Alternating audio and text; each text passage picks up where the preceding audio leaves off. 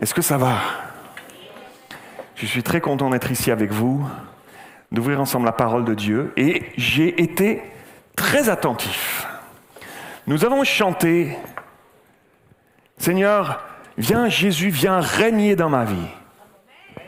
J'ai regardé, je vous ai vu prononcer des paroles. Et vous savez qu'on n'est pas là juste pour prononcer des paroles, on est là pour vivre des choses. Bien sûr, ça passe par notre bouche, on proclame des choses. J'aimerais vous dire que ce Jésus qui est ici, qui est avec nous tous les jours, jusqu'à la fin du monde, qui est là, ici en ce moment avec nous, était très attentif lui aussi. Sa parole nous dit qu'il n'est pas sourd, qu'il a des oreilles pour entendre. Et il a entendu nos bouches prononcer ces paroles. Alors ça veut dire que il aimerait nous transformer assez pour qu'il puisse vraiment régner dans chaque aspect de nos vies. Ah, il y avait deux amen, c'est pareil. Vous allez embarquer avec moi, je le sais, vous allez embarquer avec moi. Jésus aimerait régner dans chaque aspect de ta vie. Et on ne peut pas juste le chanter comme on ira à un concert séculier chanter les paroles du chanteur ou de la chanteuse. On parle à Dieu quand on loue, quand on adore. On parle à Dieu qui entend nos prières. Et Jésus aimerait régner un peu plus dans ta vie lorsque tu vas sortir de ce culte ce matin. Alléluia! Alléluia! Il va régner un peu plus dans ma vie. Il va régner un peu plus dans ta vie. Alors, en préparant ce message, vous allez comprendre la thématique au fur et à mesure. Mais nous sommes dans notre série de messages sur les disciples, le discipulat. Et je me suis posé une question. Je me suis dit, si, là, maintenant, je pouvais m'introduire dans tes pensées. J'ai entendu un oula. J'ai entendu un oula de ce côté. Et j'ai entendu des aïe aïe quelque part, un peu partout, dans le secret de ton cœur. Si je pouvais m'introduire, c'est pas possible, on est d'accord, mais si je pouvais m'introduire maintenant dans tes pensées en ce moment, ce serait très certainement intéressant. Ce serait très... Qu'est-ce que je découvrirais? Qu'est-ce que je découvrirais de ton état d'âme en ce moment? De qu'est-ce que tu es en train de penser? Peut-être que certains, ça vous dérangerait, peut-être pas du tout. Pas de souci, il n'y a pas de souci. Je suis quelqu'un de transparent, pas de souci, tu découvrirais, pas de souci. Puis il y en a d'autres, vous aimeriez certainement pas du tout que je sache ce qui est en train de se passer dans vos pensées en ce moment dans votre tête. Peut-être que je découvrirais que tu attendais ce culte avec impatience. Hein? Tu as vu que c'était pasteur Mathieu et tu t'es dit « Oh, bien !» Ou peut-être tout l'inverse. « Oh non, pas lui. Oh non, c'est de nouveau. » Hein, peut-être que je découvrirai toutes sortes de choses. Peut-être que certains vous êtes levés ce matin du mauvais pied. Hein? Le réveil a sonné. Déjà qu'il sonne à tous les matins de la semaine bien assez tôt. N'est-ce pas? Hein? Le réveil a sonné, puis tu t'es levé de mauvais pied ce matin, et en plus, tu arrives à l'église, et tu dois ouvrir ton sac pour qu'on vérifie ce qu'il y a dedans. Et tu es assis en ce moment, et tu es encore frustré d'avoir dû ouvrir ton sac à un inconnu à l'entrée. Peut-être que c'est ça que je découvrirais. Peut-être que vous auriez aimé que la louange dure plus longtemps. Hein? Peut-être que certains s'est dit « Ah, ça serait été bien, hein, plus longtemps. » Un petit peu plus. Peut-être que d'autres, certains, peut-être que vous êtes en train de ressasser encore en ce moment cette épreuve qui vous est tombée dessus cette semaine. D'autres, des moments de tristesse que vous avez eus. D'autres, des pressions. Et vous avez de la peine à sortir de cette pression professionnelle que vous vivez. Et vous vous dites, demain, j'y retourne encore. Et je vais retrouver ces choses à faire. J'ai pas réussi à faire ce que je... Comment ça va se passer avec mon chef? Comment ça va se passer avec mon supérieur? Qu'est-ce qu'il va me dire? Comment ça va se passer le bilan? Mes relations avec mes collègues de travail? Et tu es là, il se passe des choses et tu as de la peine à amener tes pensées devant le Seigneur ce matin. Le titre de mon message est celui-ci. La discipline de nos pensées. Il y a eu un amen. Je suis heureux. Merci ma sœur. La discipline de nos pensées. On n'aime pas trop ce mot discipline. Hein? Tu vois ce que je veux dire? Mais écoutez bien ceci. Je sais que plusieurs, vous allez sortir de ce lieu libéré d'un fardeau. Vous allez sortir de ce lieu parce que la parole de Dieu, par l'action du Saint-Esprit, va opérer quelque chose, un déclic dans ta vie, un déclic dans tes pensées. Tu vas sortir de ce lieu avec une détermination nouvelle, avec quelque chose parce que tu auras compris un principe spirituel que tout disciple doit apprendre dans notre cheminement avec Dieu. C'est primordial, c'est primordial. On va le voir ensemble. L'Épître aux Romains, l'apôtre Paul dira ceci dans son Épître aux Romains, chapitre 12, verset 2. « Ne vous laissez pas modeler ». Tu vois ce mot « modeler » ? Former, avoir une forme, donner une forme, modeler par le monde actuel. Mais laissez-vous transformer par le renouvellement de votre pensée pour pouvoir discerner la volonté de Dieu. Ce qui veut dire que si tu ne te laisses pas transformer par peut-être tu as la peine à discerner un peu la volonté de Dieu. Pour pouvoir discerner la volonté de Dieu, ce qui est bon, ce qui lui plaît, ce qui est parfait. Quelqu'un aimerait discerner la volonté de Dieu pour sa vie ce matin?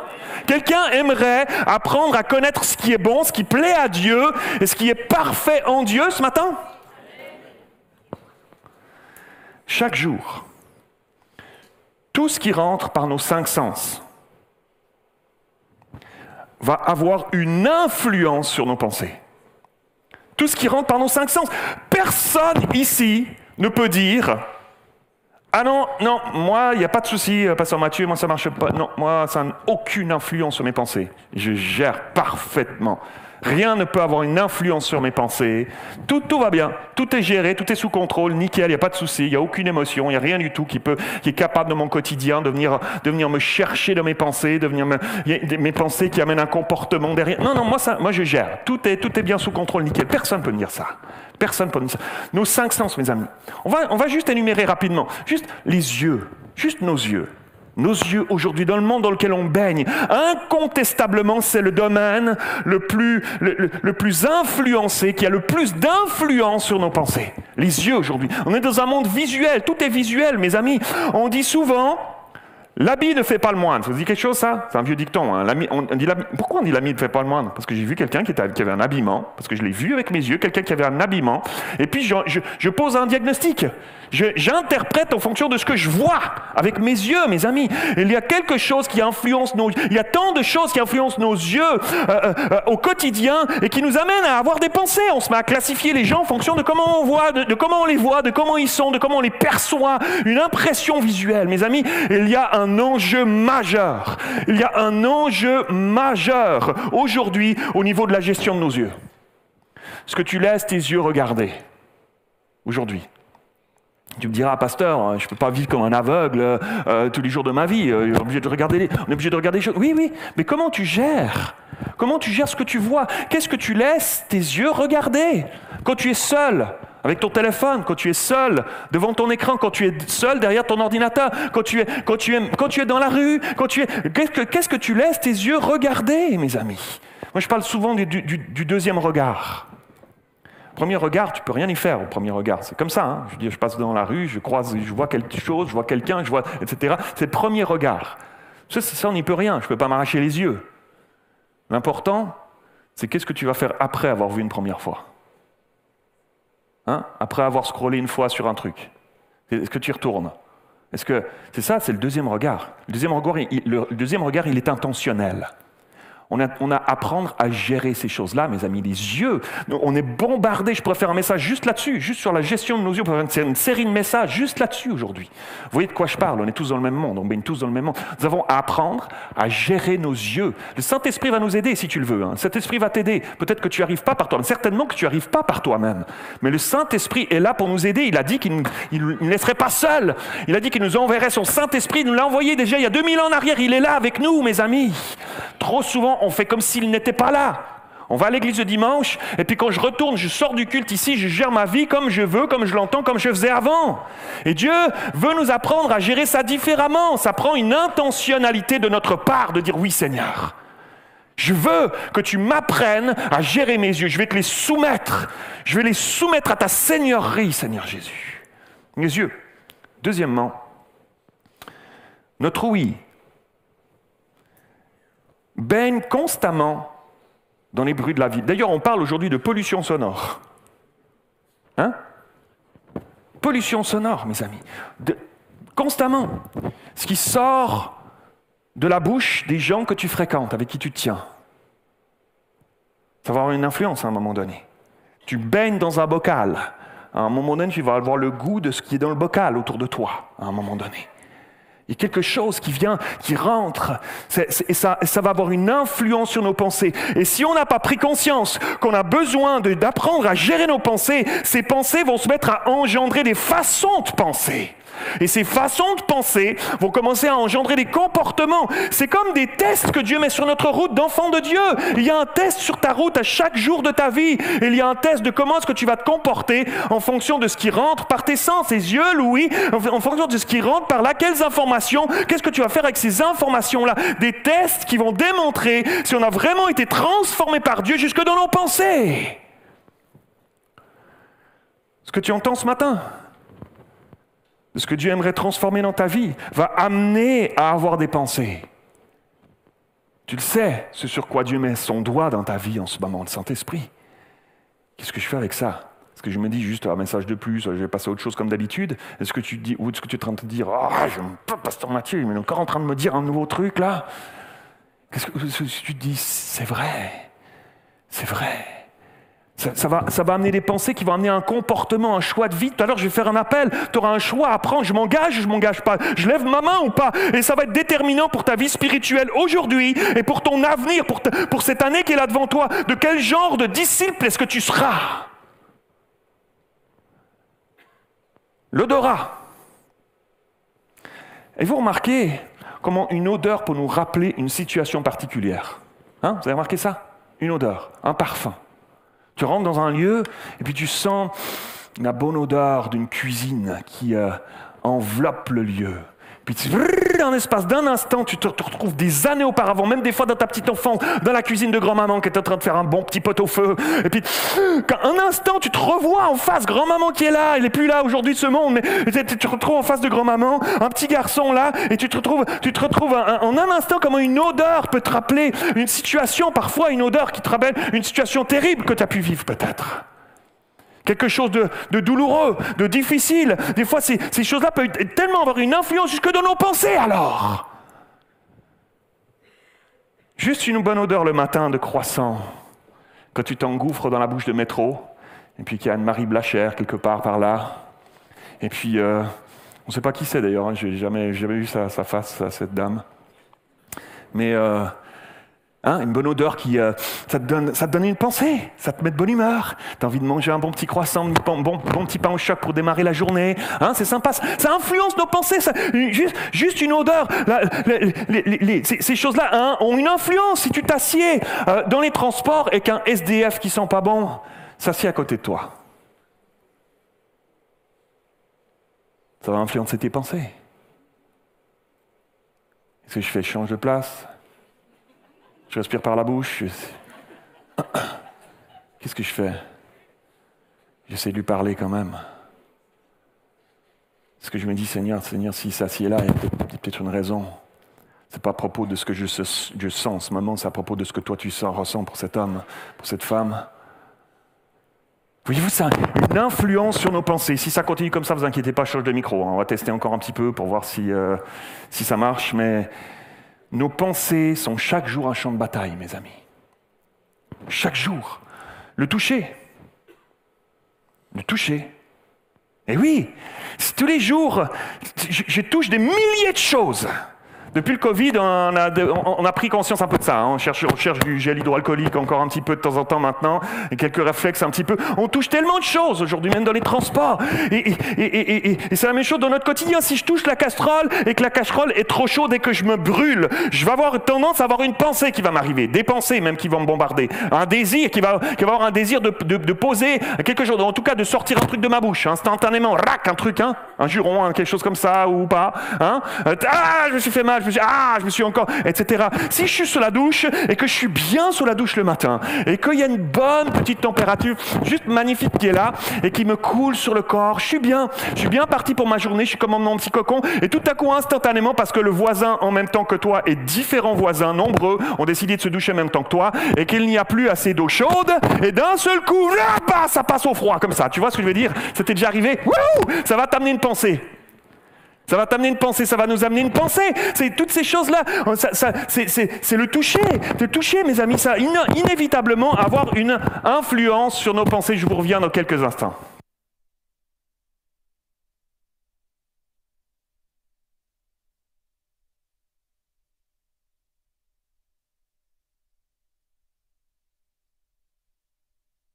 One, two. Ah, c'est bon, je suis là.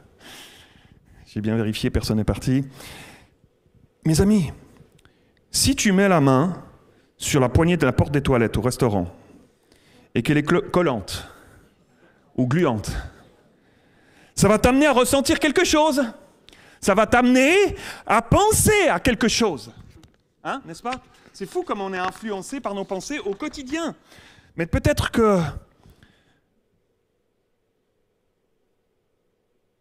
tu as dans ta vie subi des situations abusives et que le toucher, c'est compliqué pour toi. Le contact humain, même si c'est tout à fait respectueux, il y a comme quelque chose qui est compliqué en toi, il y a comme quelque chose qui bloque, ça engendre des pensées régulièrement, ça te bouffe la vie régulièrement, il y a des flashbacks qui viennent dans tes pensées, des situations de malaise, des situations de mal-être qui sont là. Dieu aimerait transformer ça. Nous avons un espoir en Jésus qui est capable, si on lui soumet nos vies au complet, Jésus vient régner dans ma vie, on l'a chanté. Il est capable de venir guérir ces choses-là, guérir ces choses qui influencent tes pensées encore aujourd'hui. Lorsqu'il y a une guérison qui prend place, nos pensées, tout à coup, elles deviennent différentes. Nos pensées, tout à coup, elles ne nous emmènent plus dans les choses du passé. Il y a quelque chose d'une guérison profonde, véritable, qui est là, qui prend place et qui change tout, mes amis. Amen. On parle des vraies choses. Hein. On n'est pas là pour se faire gligli dans le dos. Hein. On se parle des vraies choses. Dernier des 5 sens, le goût. Le goût. Si je te présentais ce matin devant toi un plat totalement inconnu, bizarre, grouillant, où ça grouille à l'intérieur, et que je te disais, t'inquiète, c'est vachement bon. Non, t'inquiète, c'est vachement bon. Pas de souci, mange, c'est très bon. Et il y aura une explosion de pensée à l'intérieur de toi. Où tu diras jamais, non, jamais de la vie, tu veux me tuer ou quoi? Qu'est-ce que c'est que ce truc-là? Non, jamais. Ou peut-être, parmi les plus fiers parmi nous, pas de souci, j'ai vécu pire que ça. Hein. Vas-y, allez, envoie la sauce là, tac, tu vas voir, je vais te goûter ce plat là, t'inquiète pas. Tu vois ce que je veux dire? Ça va, dépendamment de notre parcours, de notre tempérament, dépendamment de plein de choses, il y a des pensées qui sont générées, qui nous amènent à avoir des comportements. Combien de conflits aujourd'hui autour de la nourriture? Combien de conflits aujourd'hui autour de la nourriture? Non, on va pas retourner au McDo. Combien de conflits aujourd'hui, hein? Non, c'est trop cher. Ah non, c'est trop cher, je veux pas aller. Non, on va plutôt manger ça. On va prendre un petit plat préparé, j'ai pas le temps de cuisiner. Ah ben non, etc. Et combien de défis aujourd'hui, combien de problématiques il y a aujourd'hui face à la nourriture? Boulimie, anorexie. Combien de défis il y a? Ça influence nos pensées jusqu'à nous amener à avoir des comportements qui parfois sont même dangereux pour notre propre vie. C'est fou quand même. Ça peut aller très loin si, quelque part, nous n'apprenons pas à gérer nos pensées. Alors vous me direz, mais pasteur Mathieu, on est tous confrontés à ça. Chacun. Ah oui, c'est pour ça que je vous en parle aujourd'hui. Et oui, c'est pour ça que je vous en parle aujourd'hui et que le Seigneur a déposé sur mon cœur ce message, à apprendre à gérer nos pensées, à ce qui rentre dans nos vies par nos 5 sens, dans notre vie quotidienne et apprendre à soumettre nos pensées à Dieu. C'est primordial, mes amis, c'est primordial. Tu te fais voler beaucoup trop de choses, on se fait voler beaucoup trop de choses dans notre quotidien à cause d'une mauvaise gestion de nos pensées.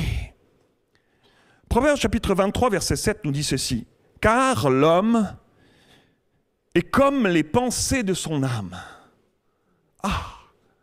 C'est-à-dire que, pasteur Mathieu, ce que la parole de Dieu est en train de nous dire là, c'est que ce que je pense va avoir une influence sur moi, jusque dans non seulement mon comportement, mais jusque mon identité, qu'il est comme les pensées de son âme. Waouh! Une autre traduction dira « Comme un homme pense dans son âme, ainsi devient-il. » Waouh! Ça porte à réfléchir. C'est très sérieux, mes amis, ça porte à réfléchir. Dans le monde séculier, écoutez bien ceci, dans le monde séculier dans lequel nous sommes là, parmi les gens qui n'ont aucune idée de ce que la Bible dit au sujet des pensées, de ces textes qu'on a lus et qu'on lira encore, les gens ont compris dans le monde séculier depuis longtemps que tout ce qui tourne autour des pensées, c'est très important, c'est primordial. La psychologie, la psychanalyse, la médecine, les psychoéducateurs, les psychomotriciens, les écrivains et d'autres, tant d'autres nous disent depuis longtemps que la manière de penser des gens est la base réelle de leur comportement. À tel point qu'aujourd'hui, c'est devenu normal pour tout le monde. C'est devenu normal pour tout le monde. Les publicités sont ciblées sur ce que tu regardes. Et on étudie ce que tu regardes. Parce que si tu veux pas avoir trop de cookies, si tu veux pas les cookies, ce genre de trucs-là, ben tu cliques non, mais tu as un truc qui te bouffe les 3/4 de ton truc et puis ça t'embête. Donc t'acceptes. T'acceptes, puis du coup t'acceptes. Tu sais pas trop ce que t'acceptes parce qu'on va pas lire le machin long comme 18 pages. Et donc du coup, on t'accepte. Et t'acceptes du coup qu'on étudie ton comportement, ce que tu regardes, où tu vas, où tu vas cliquer, etc. Et c'est devenu normal pour nous, les sites internet, tout ça sur les réseaux, qu'on regarde et qu'on analyse et qu'on cible du coup des publicités en fonction de ce que tu regardes, de ce que tu consommes. Et ça date pas d'hier. Mais étudie la psychologie, la psychologie étudie les populations pour comprendre le fonctionnement de chacun et de pouvoir mieux cibler ses envies et de lui vendre toutes sortes de choses. Et on est tous là-dedans aujourd'hui, et ça marche très bien, et ça fonctionne très bien. Et plus personne n'est choqué par ça aujourd'hui, c'est normal, c'est rentré dans les mœurs. Je lisais dernièrement, je vous sors un petit bout d'un article qui est sur celui qui a inventé le scroll. Ça vous dit quelque chose, le scroll ? Ne scrolle pas en ce moment, reste avec moi. Ne scrolle pas en ce moment, reste avec moi. Et donc, celui qui a inventé les scrolls, regardez un extrait de cet article. L'inventeur du scroll infini, c'est le scroll infini, l'a inventé en 2006 et s'appelle Asa Raskin, aujourd'hui repenti. Aujourd'hui, il est repenti de ce qu'il a fait. Aujourd'hui repenti, mais le mal est fait. Compare son invention à un verre qui se remplirait automatiquement par le fond, sans action de notre part. Résultat, on boit beaucoup plus. Beaucoup plus. Qu'est-ce qui se passe dans le cerveau quand tu scrolles ?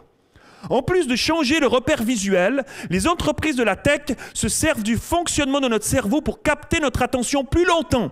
Pour schématiser, le scroll perturbe le circuit de récompense de notre cerveau, c'est-à-dire le système qui renforce positivement ou négativement notre comportement. B.F. Skinner, pionnier de la psychologie comportementale, a montré que l'approche du renforcement intermittent est la plus addictive et la plus résistante à long terme. Je vous ai fait une sélection parce que l'article était long. Imagine que tu joues à un jeu vidéo et que tu gagnes à chaque fois. Sympa au début, non ? Mais rapidement, la monotonie s'installe. Je gagne tout le temps. Maintenant, ajoute une variable. Tu ne gagnes que de temps en temps, de manière imprévisible. L'incertitude de gagner, mais avec une possibilité toujours présente, c'est cela qui rend le jeu irrésistible. C'est pourquoi les jeux trop simples et les jeux trop compliqués sont évités par les créateurs. Ils cherchent l'équilibre où la victoire est possible, mais jamais assurée. L'incertitude crée l'accroche.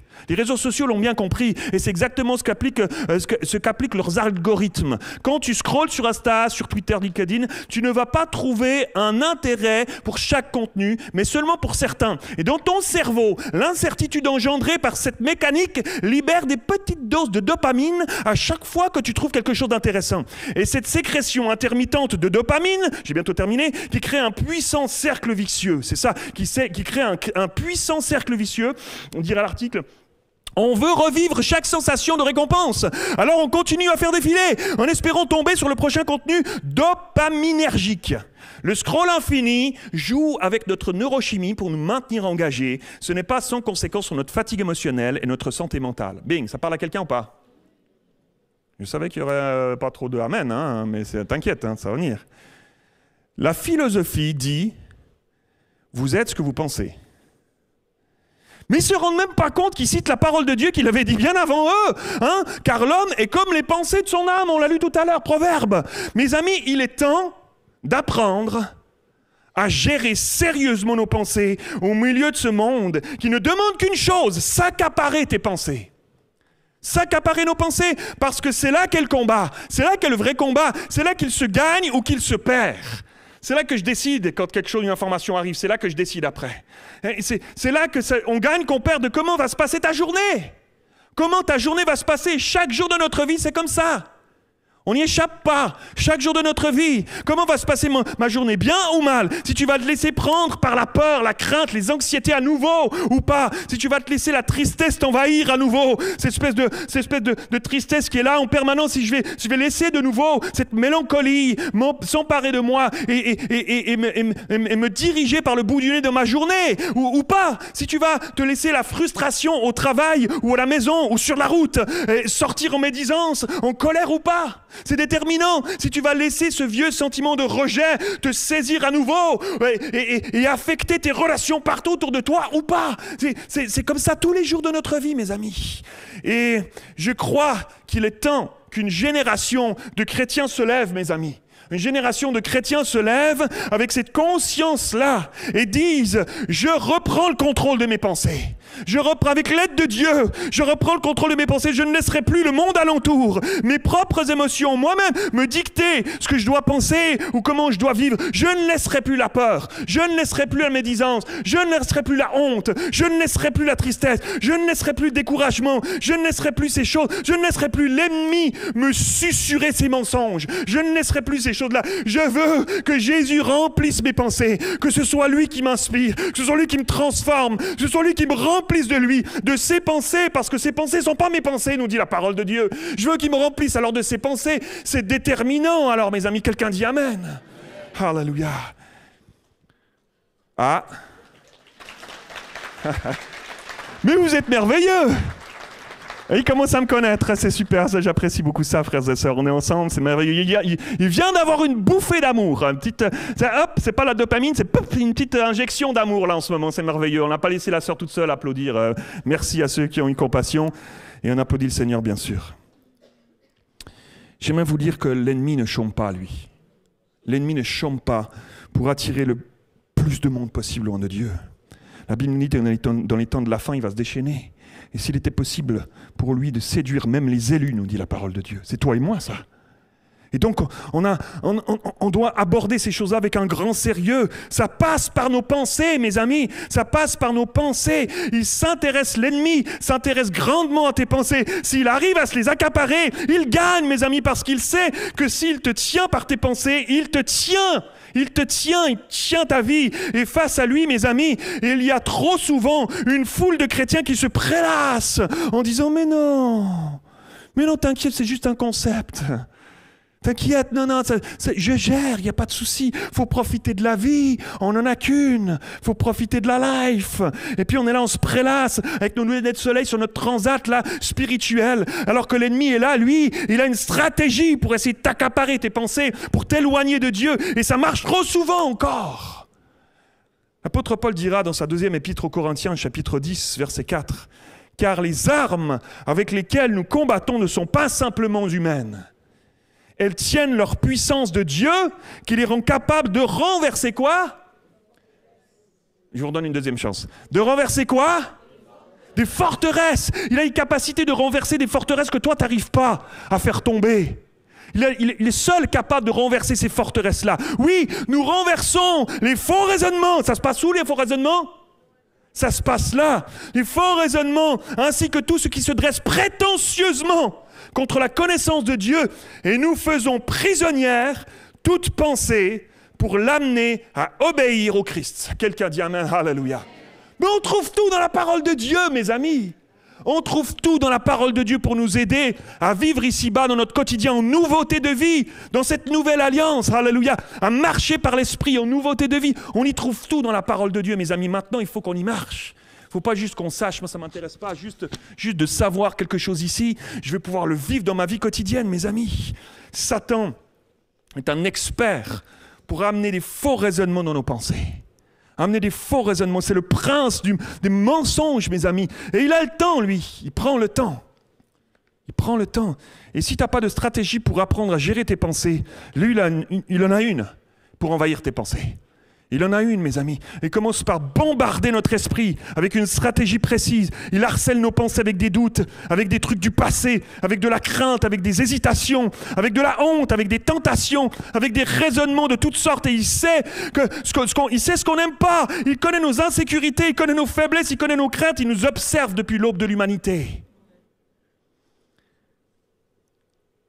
Et c'est comme ça qu'il construit des forteresses dans notre esprit. Les forteresses, c'est un domaine dans lequel on est emprisonné. On est esclave, on est en prison, qu'on n'arrive pas à sortir, on est comme derrière un mur, on n'arrive pas à sortir d'un schéma de pensée, de ces craintes qui sont là, qui à chaque fois me font tourner dans les mêmes choses à cause d'une certaine façon de penser. Et on tourne en rond dans ces schémas de pensée-là, et on tourne en rond et on n'arrive pas à sortir, on est comme piégé dans cette forteresse-là. Avez-vous remarqué ce qui fait retomber beaucoup trop de chrétiens? Par quoi ça commence? Après une victoire, après une libération, après une conversion. Ça commence par les pensées.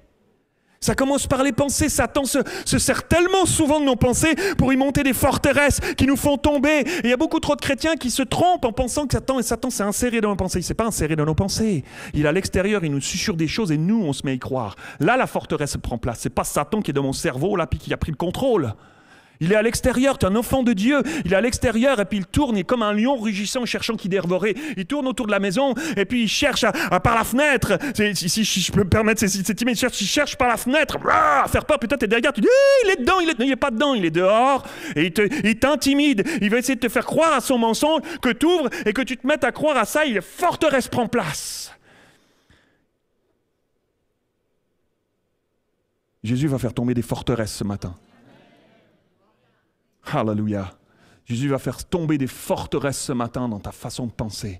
Il va changer des choses. Pour toi qui es emprisonné dans cette forteresse de pensée, peut-être c'est au niveau des craintes, des peurs, des anxiétés, peut-être c'est au niveau de la honte, parce que tu as vécu des choses qui t'ont plongé dans la honte et tu pries tout le temps là-dedans et ça affecte tes relations, ça affecte le milieu social dans lequel tu te trouves, ça affecte toutes sortes de choses. Peut-être c'est la colère, des bouffées de colère, peut-être que c'est ce péché qui te prend, tu te retombes tout le temps dans ces choses de saleté de péché, peut-être c'est ces choses-là qui accaparent tes pensées. Dieu veut faire tomber des forteresses maintenant. Que l'ennemi a réussi à te faire croire à son mensonge que tu t'en sortiras pas parce que tu as tant de fois essayé par tes propres forces et que tu n'y arrives pas. Maintenant, ces forteresses vont tomber dans le nom de Jésus parce qu'il est celui qui libère. Il est celui qui rend libre. Alléluia! Alléluia!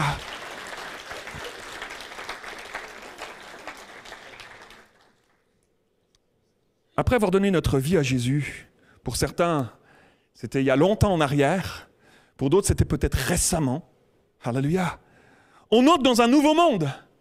On passe d'un ancien royaume à un nouveau royaume. Et dans ce royaume, nous avons tout pleinement en Jésus, nous dit la parole de Dieu. Mais tout pleinement en Jésus. En lui. Pas par mes propres forces, pas par mes propres stratégies, pas par mes propres efforts. Non, tout plein. Ça ne veut pas dire qu'on fait pas notre part, mais non, tout pleinement en lui. Mais ne soyons pas naïfs, mes amis. L'ennemi rôde. Il rôde encore comme ce lion rugissant, cherchant qui dévorer. Tant qu'on sera ici-bas, il sera là. Il y a un combat. Nous avons besoin de prendre conscience de cela. Il y a un combat qui prend place tout de suite après avoir donné notre vie à Jésus, parce qu'on passe d'un ancien royaume à un nouveau royaume, mes amis. Et dans ce nouveau royaume, l'ennemi de nos âmes, c'est pas pour rien qu'il est appelé l'ennemi. Il devient notre ennemi, mes amis. Et il est là et il rôde, mes amis. Il rôde autour de nous et il est là, il va chercher à tenter de nous freiner, de nous arrêter, de s'accaparer nos pensées. Et dans ce combat, c'est Dieu qui est notre bouclier. C'est lui qui sera notre bouclier. Mais en même temps, écoutez bien ceci, il désire une collaboration avec nous.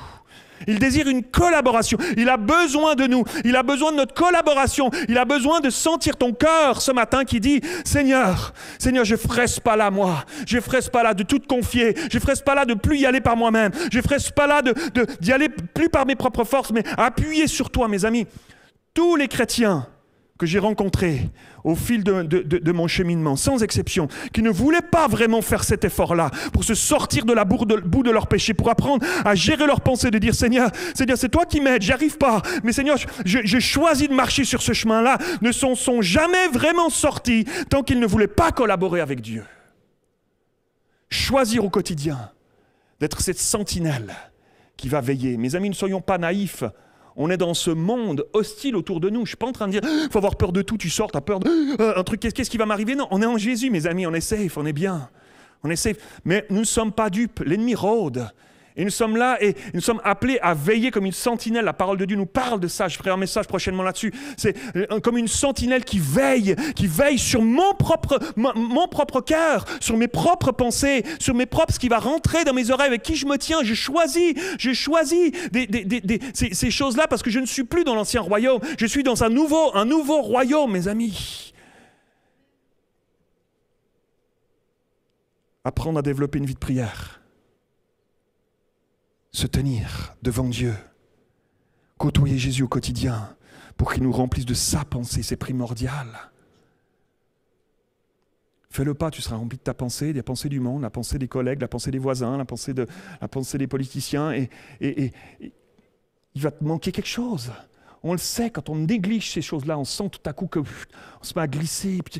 On dirait que c'est plus comme avant, on dirait que j'entends plus, on dirait que je ressens plus, on dirait que comme avant. Il y a quelque chose qui se perd, mes amis, on a besoin de le côtoyer pour qu'il vienne laver notre entendement, se nourrir de sa parole, pour que ses pensées deviennent nos pensées, et que nos pensées soient lavées par l'eau de son esprit. Alléluia. 1 Corinthiens 6, 11. Mais vous avez été lavés, dira l'apôtre Paul. Vous avez été lavés, c'est extraordinaire. Mais vous avez été sanctifiés, mais vous avez été justifiés au nom du Seigneur Jésus-Christ et par l'Esprit de notre Dieu. Vous avez été lavés, vous avez été par l'Esprit.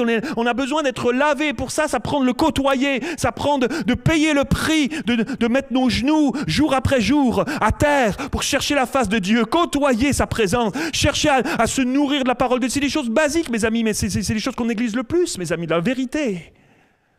Se nourrir de ça. Alors, sa pensée devient notre pensée. Son cœur devient notre cœur. Son amour se déverse en nous. Et on se met à aimer comme on n'arriverait jamais à aimer par nous-mêmes, mes amis. Nous avons besoin de ça. Notre esprit est un champ de bataille, mes amis. Notre esprit est un champ de bataille. Et l'ennemi aime venir y semer la zizanie. Pourquoi? Parce qu'il sait que dans l'esprit de beaucoup trop de chrétiens, il gagne presque à tous les coups. Il gagne presque à tous les coups, jusqu'à aujourd'hui, j'ai envie de dire, au nom de Jésus. Jusqu'à aujourd'hui, parce que ça va changer dans le nom de Jésus. Amen. Alléluia. Alors, maintenant, comment faire avec ça? Pasteur Mathieu, ok. Comment j'apprends à penser autrement? Comment ça se passe?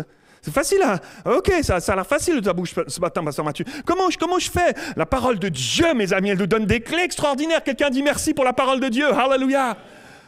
La parole de Dieu nous donne des clés extraordinaires pour nous aider. Regardez avec moi Philippiens chapitre 4, verset 6.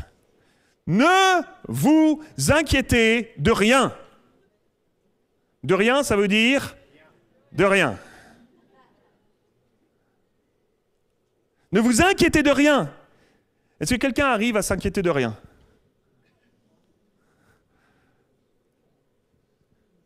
Mais s'il le dit, c'est possible. Il y a quelque chose qui doit décliquer, que le Saint-Esprit va faire décliquer, un basculement dans notre façon de voir notre vie quotidienne, mes amis. Parce que c'est possible de vous inquiéter de rien. Ne vous inquiétez de rien, mais en toute chose, faites connaître vos besoins à Dieu. Par quoi? Des prières dans sa présence. Il vient laver notre entendement par son esprit, par sa parole. Alléluia. Par des prières, des supplications, des actions de grâce. Et quoi?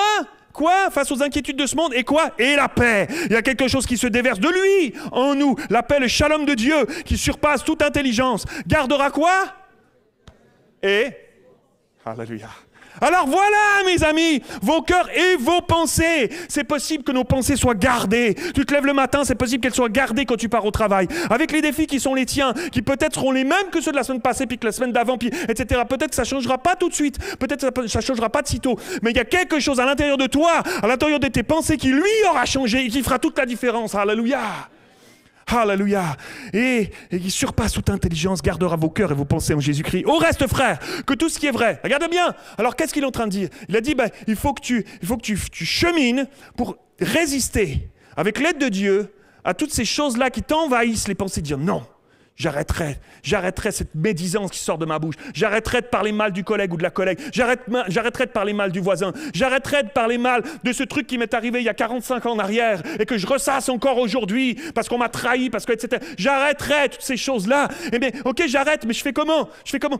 T'arrêtes? Mais il faut remplir par quelque chose d'autre. Et regarde, au reste, frère, que tout ce qui est vrai, que tout ce qui est honorable, que tout ce qui est juste, que tout ce qui est pur, que tout ce qui est aimable, que tout ce qui mérite l'approbation, que tout ce qui est vertueux, tout ce qui est digne de louange, soit l'objet de quoi?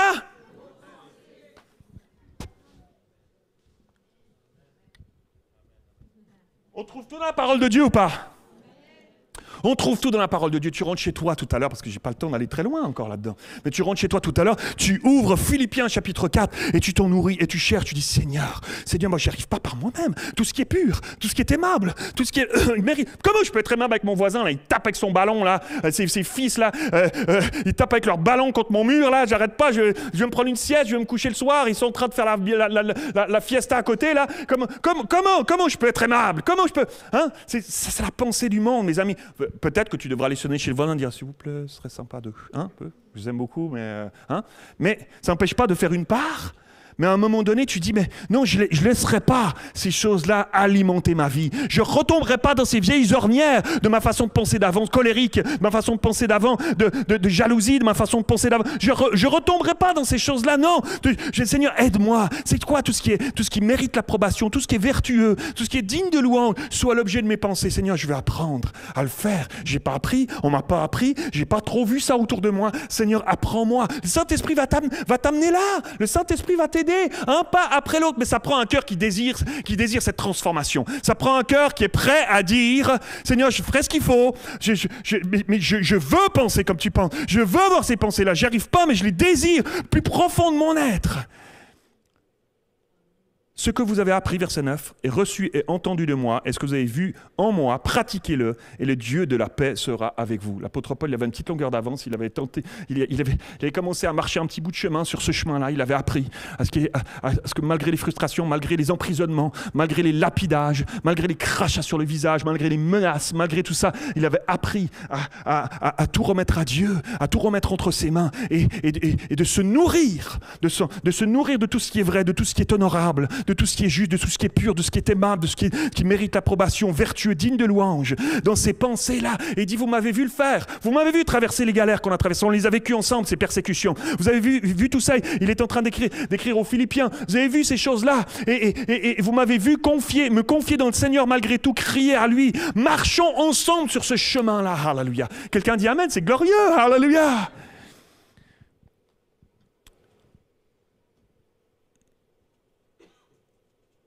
Si on se nourrit de ces choses-là, mes amis, notre foi va être impactée.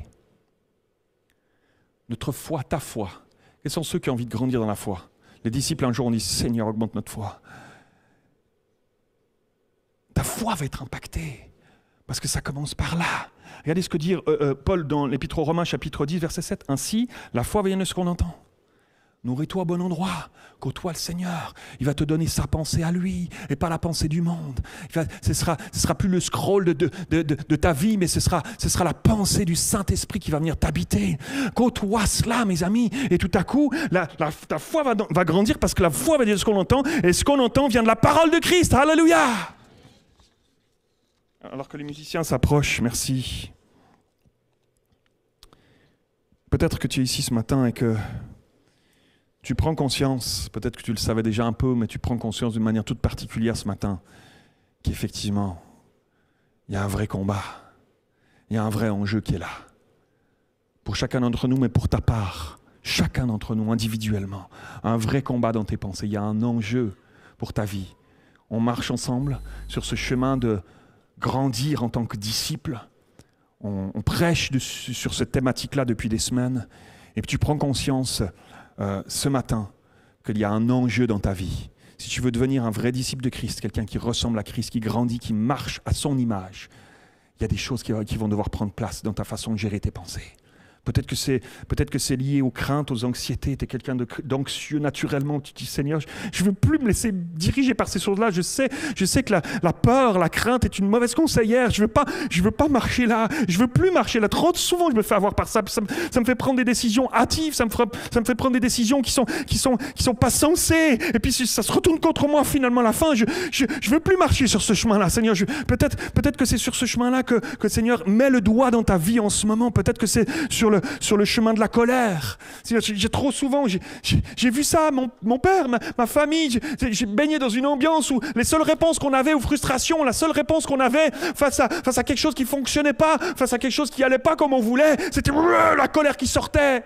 Et Seigneur, j'ai trop souvent encore ces réponses-là qui viennent sortir d'un coup comme ça au fond de moi. Seigneur, je vais changer. Peut-être que ton défi aujourd'hui, c'est la comparaison, peut-être. La comparaison. Tu regardes tout le temps les autres, comment ils sont. Tu regardes tout le temps comment ça se passe chez les autres. Tu compares comment ils s'habillent, tu compares comment ils se comportent, tu compares comment ils parlent, tu compares comment c'est chez eux. Tu te compares en permanence et il y a quelque chose d'une espèce d'insatisfaction permanente qui est là. On dirait que tu n'arrives pas à vivre ta vie sur le chemin que Dieu a prévu pour toi parce que tu es tout le temps en train de regarder le chemin des autres au lieu de regarder le tien. Et il y a comme un tourment qui est là finalement, qui a pris place, une espèce de vie de morose, une espèce de vie de tristesse. Tout va bien dans le reste de ta vie, mais il y a quelque chose là qui t'emmène sur un chemin où tu n'arrives pas à vivre le contentement profond parce que tu es tout le temps en train de regarder le chemin des autres au lieu de t'arrêter sur ton chemin, celui que Dieu a prévu pour toi. Peut-être que c'est la convoitise. Ça paraît un grand mot aujourd'hui, mais c'est si facile de tomber là-dedans aujourd'hui. Dans le monde matérialiste et occidental dans lequel nous vivons aujourd'hui, la convoitise. Toujours besoin de plus, toujours une espèce de frénésie de dépenses, et le scroll n'aide pas du tout là-dedans. Une frénésie de dépenses, de consommation, toujours regarder, vouloir plus que ce que j'ai, vouloir plus que l'autre, vouloir plus que, etc. Et Seigneur aimerait c'est fatigant en fait. C'est épuisant. Déjà qu'on vit à un rythme ici, les Parisiens, assez soutenu. Tu peux pas te permettre ces choses-là encore. Il y a quelque chose que tu dois déposer devant Dieu. Peut-être que ton combat, c'est face à des pensées qui te dévalorisent. Tu te regardes et tu te sens jamais assez. Jamais assez beau, jamais assez belle. Jamais assez bien, jamais assez intelligent, jamais à la hauteur. Et même lorsqu'on te fait des compliments, les gens autour de toi qui te connaissent bien et qui tentent, plein de bonne volonté, plein d'amour, à essayer par leur propre force de t'encourager, de ne pas te laisser sombrer à nouveau, là. C'est comme si ces paroles, elles coulent sur toi, comme de l'eau sur les plumes d'un canard. Et tu y crois pas, t'arrives pas à y croire, t'aimerais trop y croire. T'entends leur bouche parler, t'aimerais tellement que ces paroles, elles sont comme une baguette magique, puis ça, ce serait vrai, mais t'arrives pas. Et tu retombes dans cette forteresse, à tourner en rond, dans ces schémas, c'est pas vrai. Ah, tu dis ça juste pour m'encourager, mais moi je sais que c'est pas vrai, je sais que c'est pas comme ça, je sais que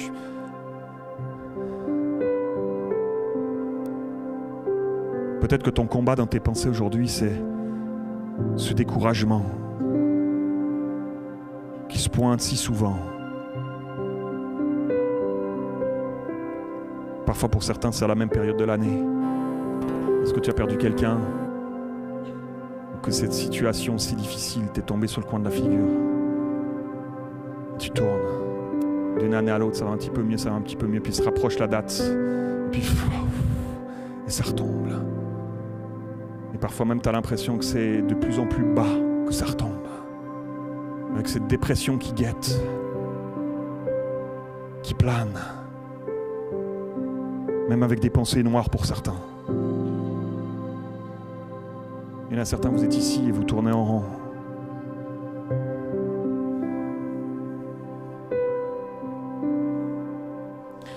Et certains, tu te dis, est-ce que la vie vaut encore la peine d'être vécue? Quelqu'un est venu ce matin avec cette pensée de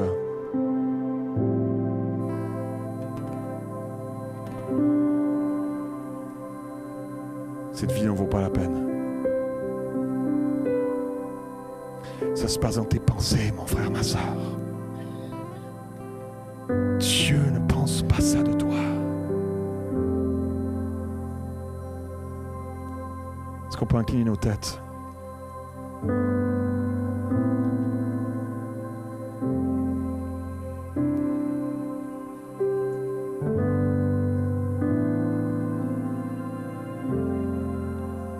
Face à cet enjeu qui est là, je ne peux pas faire autrement que de faire un appel ici. J'ai cité plein de choses. Il y a des choses que le Saint-Esprit a mis dans mon cœur en préparant ce message, très fortement. Et je sais que Dieu a parlé à plusieurs très précisément ce matin. Mais peut-être d'autres choses que je n'ai pas évoquées. Mais le Saint-Esprit est en train de te parler.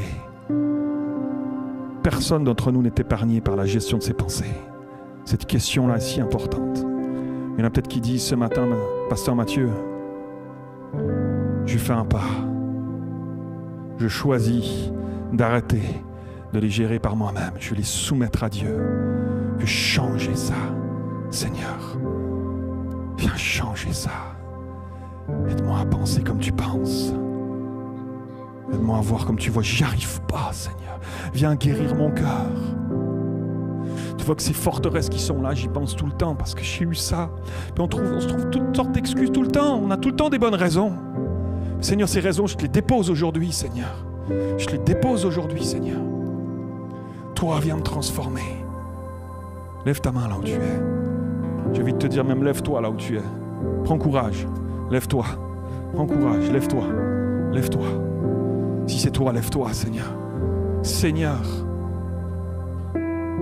Oh, je me sens si petit, Seigneur.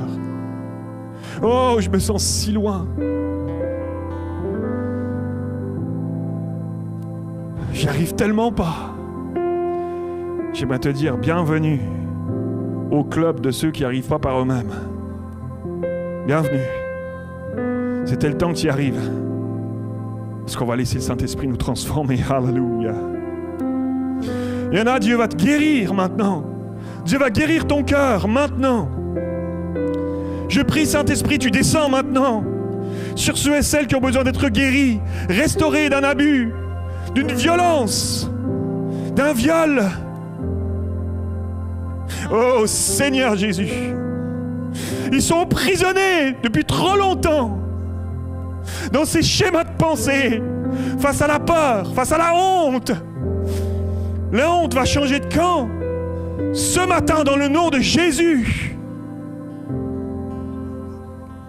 Alléluia. Saint-Esprit, descend sur eux. Pose ta main sur leur tête. Saint-Esprit, alléluia. Tu restaures, tu rebâtis sur les ruines. Au nom de Jésus, alléluia. Oh, le feu du Saint-Esprit. Le feu du Saint-Esprit qui vient purifier. Fais-le pour tous ceux et celles qui sont empêtrés avec leur vieux fonctionnement de la colère, de se réfugier dans les plaisirs du monde parce qu'ils fuient. C'est fini de fuir. Nous allons développer un réflexe qui n'est pas celui qui ne sera plus celui de fuir, mais qui sera celui de se réfugier en Jésus pour tout. Pour tout.